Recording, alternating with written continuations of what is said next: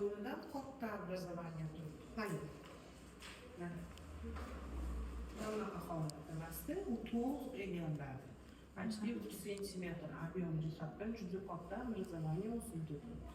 Katta ehtimol bilan aytolmaymiz, bir 5-6 yilda daryoda bu narsa.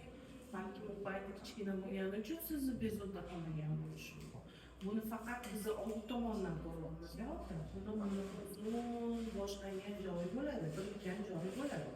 Xo'p, mana shu birikkan joyda demak o'sha narsani olib tashlashimiz kerak bizni.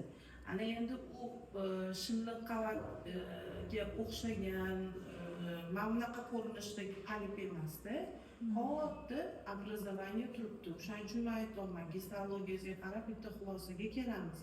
Buni marka bilan olish kerakmi yoki bo'lmasam o'sha joyni o'zini olish kerak. Bizda bachadon bo'yni o'zi 4 sentimetrlik a'zo.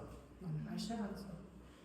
Hozir bu yerdan polip bu yoqdan chiqib turibdi, uni birikkan joyi betdami, biz hali uni bilmaymiz. Xo'p, birikkan joyida masalan juda yuqorida bo'lsa ham uni polipni o'zini olib ketib tashlash imkoniyatimiz bor.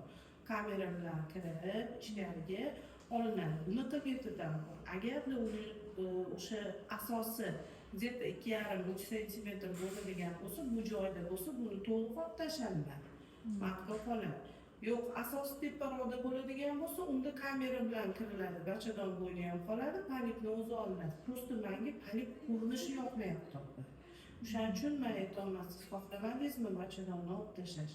Xo'p, bu bachadon yetarlicha sizga xizmat qildi. Biz har doim o'rnini saqlab qolishga ishlaydigan odamlarimizda, lekin endi iloji bo'lmaydigan holatda ham bo'ladi-da.